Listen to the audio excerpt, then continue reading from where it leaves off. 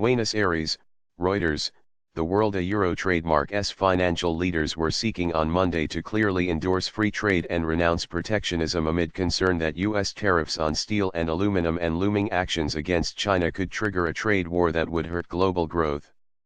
Finance ministers and central bank governors of the World Euro trademark's 20 biggest economies are meeting in Buenos Aires to discuss the economic outlook, capital flows, cryptocurrencies like Bitcoin, and how to prevent tax avoidance by international companies.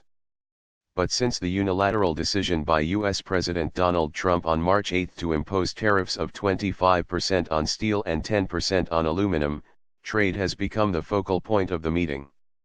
I am seriously concerned that the foundation of our prosperity, free trade, is being put at risk, German finance minister Olaf Scholz told German mass-selling Daily Bild.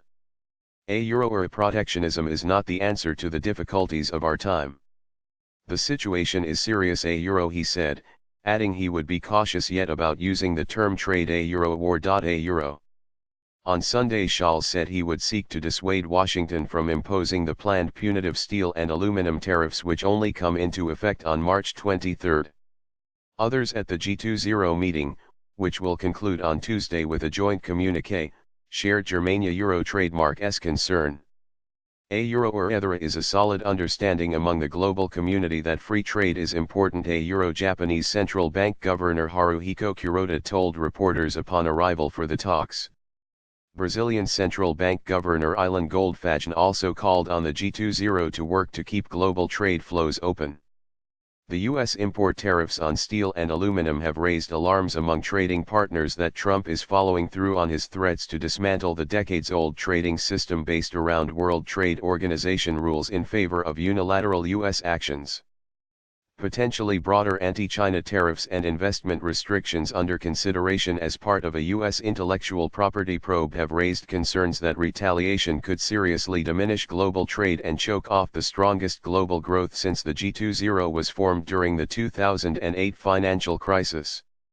Morgan Stanley economists said in a report to clients late on Sunday that a broad-based application of USA Section 301 remedies resulting in a 20% tariff on Chinese manufactured goods, coupled with a commensurate response from China, would slash annual growth rates in both countries by a full percentage point within a year.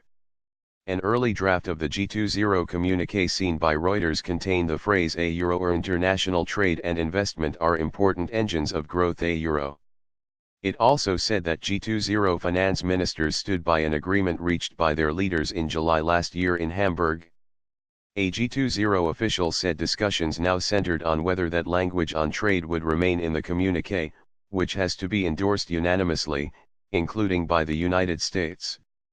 The agreement from Hamburg, to which the Buenos Aires draft referred, said, we note the importance of bilateral, regional, and plurilateral agreements being open, transparent, inclusive and WTO consistent, and commit to working to ensure they complement the multilateral trade agreements. Unilateral decisions by the United States to impose tariffs are seen as going against negotiated, or multilateral measures that would be part of the WTO.